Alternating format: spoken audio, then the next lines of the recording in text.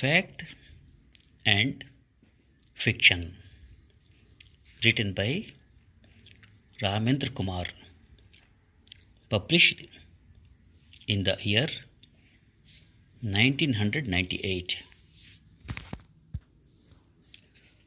Once upon a time, not very long ago, there were two kingdoms, the kingdom of fact and the kingdom of fiction. Fact was ruled by a tall, imposing, and a solemn looking king called Textbook. He had many able lieutenants named Dictionary, Encyclopedia, Atlas, Thesaurus, etc. Fiction was ruled by a pretty little princess called Fairy Tale and her twin brother Fable. They too had several assistants like poem, drama, novel, etc. Human beings would come to the two kingdoms to shop. They would spend time browsing through books, select their pick, and go back contented. The two kingdoms lived in peace and happiness. Suddenly, one day, a virus struck the human race. The name of the virus was ambition. Everyone fell prey to the virus, but the ones who were afflicted most were the parents. They simply went crazy. They not only wanted their kids to do well, they wanted them to do better than their neighbors' kids. As the virus spread, its fallout was seen on the kingdom of fact and fiction. In the beginning, ambition proved a blessing, for fact and textbook was thrilled. The sale of textbooks, encyclopedias, dictionaries, and thesauruses shot up. Textbook's position as the king of fact was consolidated even further, and he was delighted. But as ambition spread further, it took on dangerous forms. Ambition gave birth to a charming daughter called Success, which succeeded in enamoring people. Now, the parents wanted to woo and entice Success at any cost. In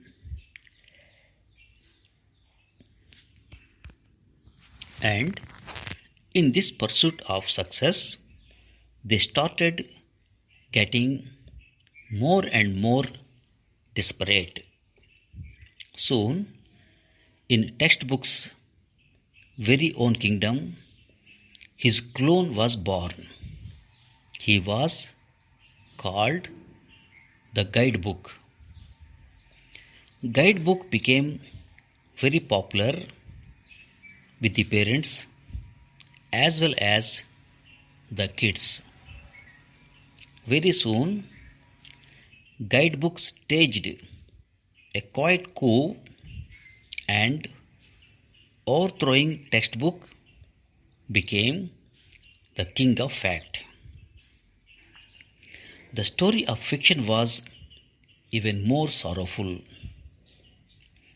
As people grew ambitious, they started reading only to achieve success, not for pure fun and simple learning.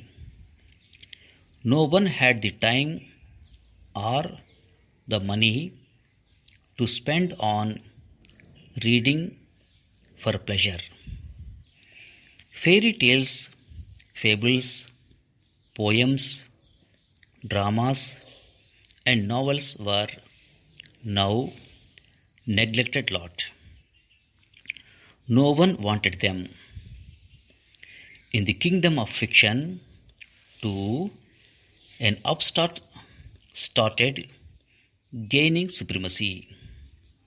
His name was Comics, and he was a brash young man who seemed perpetually in a hurry to finish his story and run.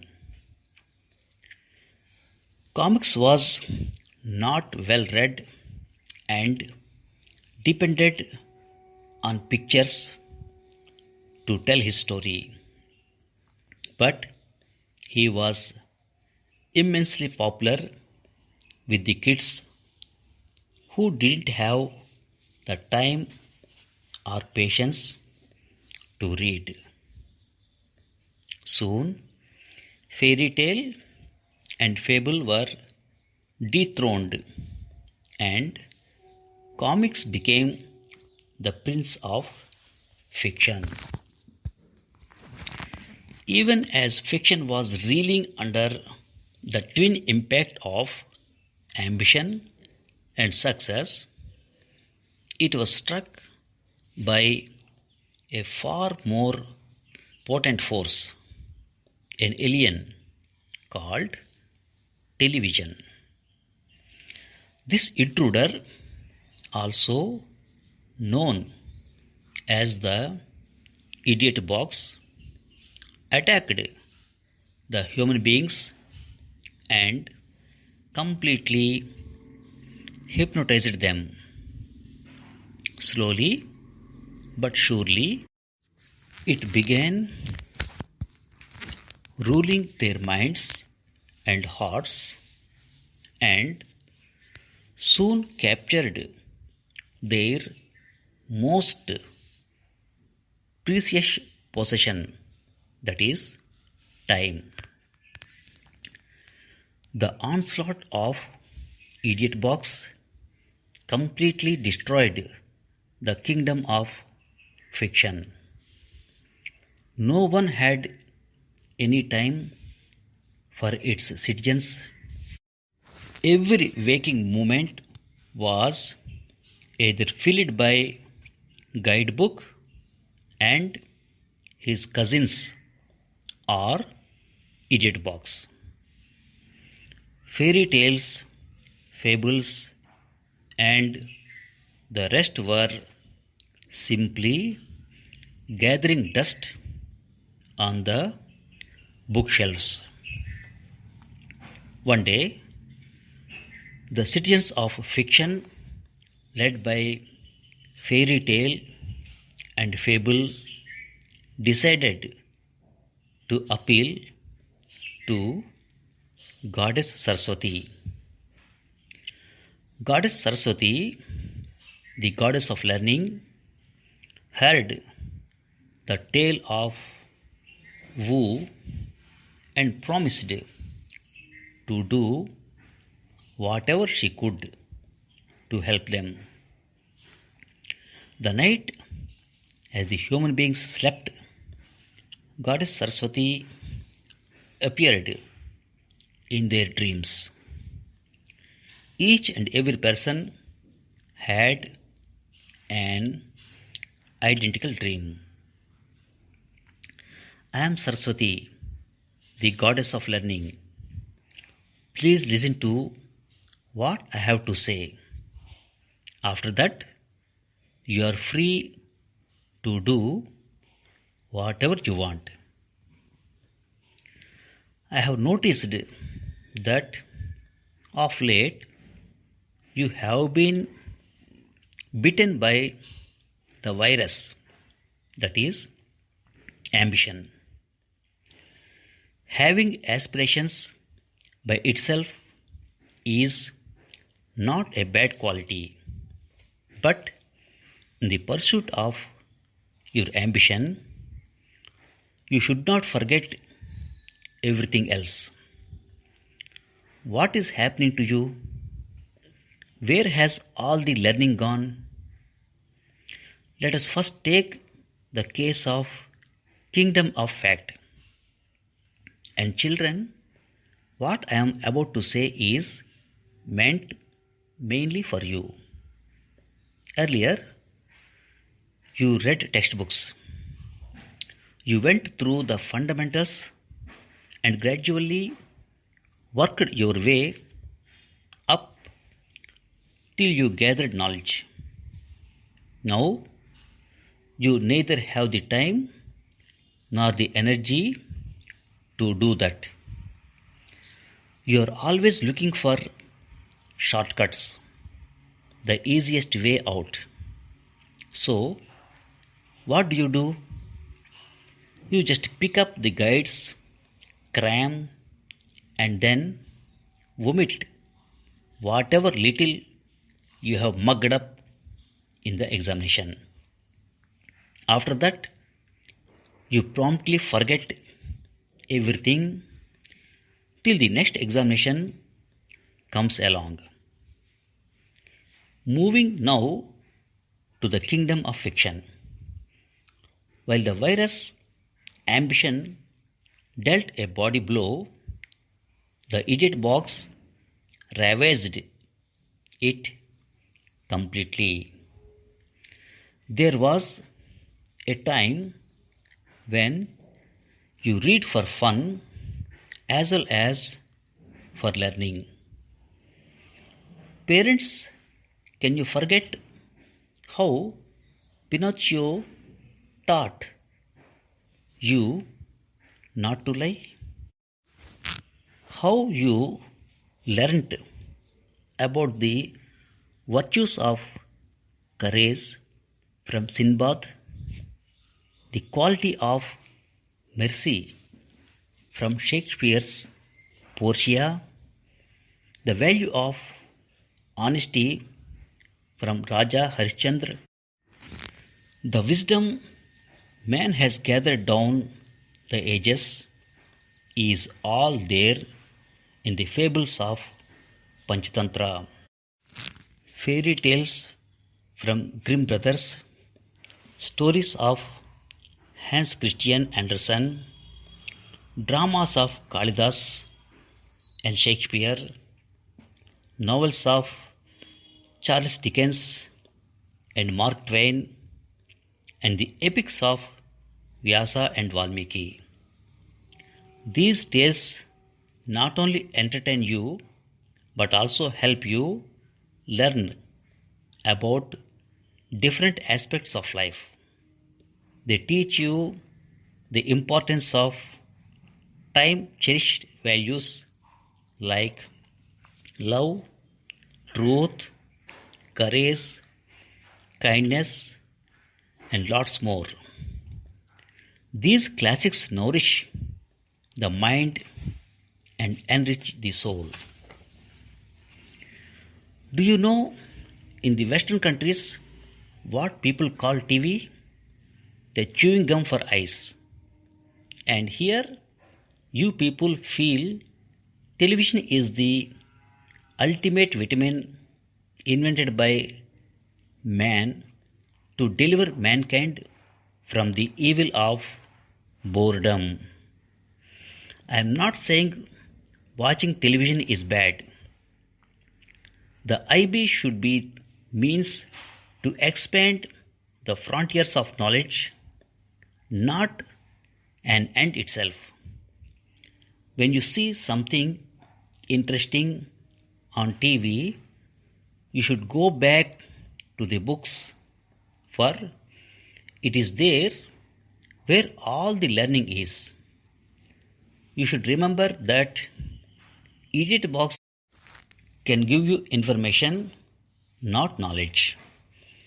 It can give you data, not true learning. TV does not give you time to think. It only bombards you with images, facts, and data. Books make you think. They urge you to grope for knowledge and help you seek wisdom. There is a certain kind of mystery and alluring with books.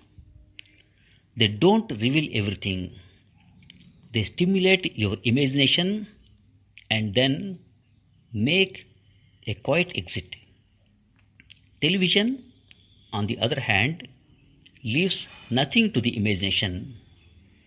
It is all there in technicolor without any mystery or allure. Finally, before I leave, let me request you, for your sake and the sake of your children, don't abandon books. Don't forsake learning. Don't sacrifice wisdom at the altar of cheap entertainment. The next morning, Fairy Tale was sleeping in her castle when she heard someone calling her name. She woke up to find Fable shaking her. Sister, wake up. Just look out of the window and see what is happening. Fairy Tale got up and looked out. She could see the citizens of fiction carrying huge banners and standing outside the castle's gate. Long live Princess Fairy Tale! Long live Prince Fable! The banners proclaimed. She turned to Fable. What is all this?